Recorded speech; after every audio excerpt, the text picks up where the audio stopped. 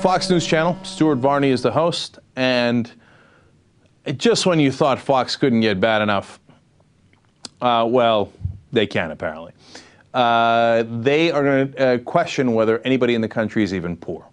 A new report showing poor families in the United States are not what they used to be. Now, many poor families have homes with cable TV, cell phones, computers, you name it, much, much more. I'm just going to give our viewers a quick run-through of what items poor families in America have. 99% of them have a refrigerator.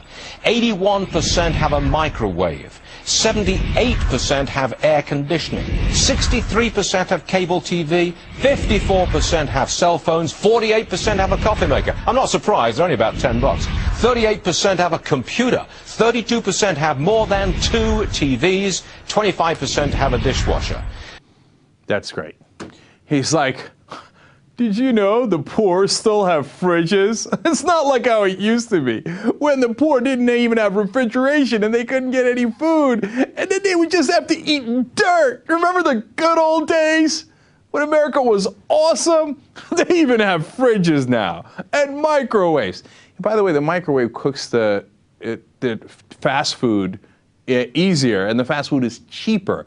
And so that's part of the reason that they have to buy the fast food, because they can't afford the other stuff, right? But you try to explain that to a Fox News host, please. He's like, they even have air conditioning. Some of them have air conditioning. Why aren't they in horrible, dire, like almost trouble with their health and have medical problems?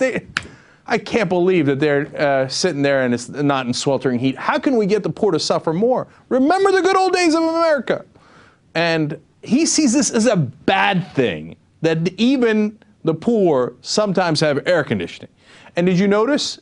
It was poor in quotes. Like, oh, the poor. Oh, please. This, sir, Mr. Rector, is very different from what it was just a few years ago, isn't it? No, actually what you see is that the living standards of the poor have increased rather steadily for the last 30 years.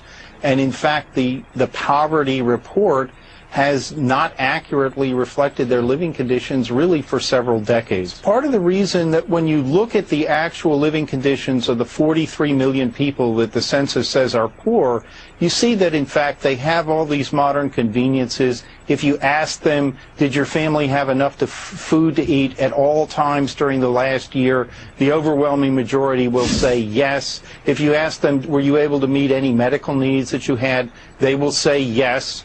I love that, man. You know what? They're not even dying like they used to. They're getting their medical needs met. Remember the good old days when the poor would just die in the streets?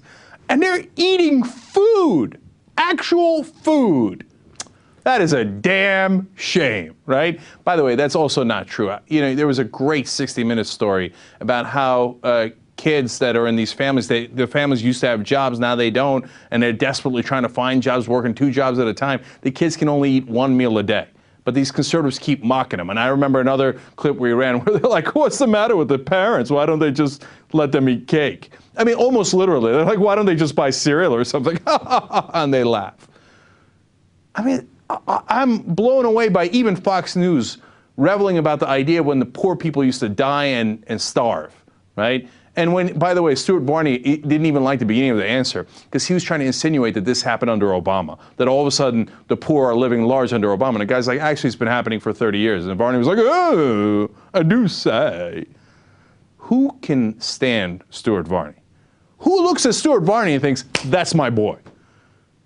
No one I want to hang out with, man.